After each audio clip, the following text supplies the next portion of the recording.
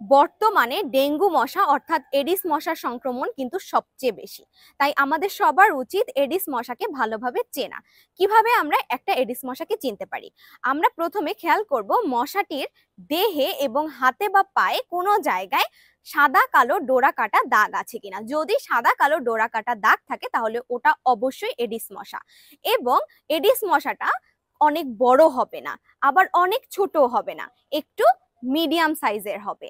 তাই আমরা খেয়াল করব মশাটার আকৃতি কেমন।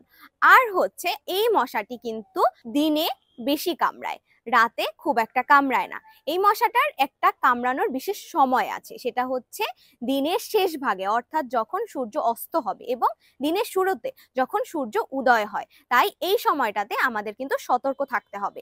এবং যদি কোনোভাবে এ ধরনের মশা আমাদেরকে কামড় দেয় তাহলে কিন্তু অবশ্যই আপনার নিকটস্থ হসপিটালে আপনি চলে যাবেন।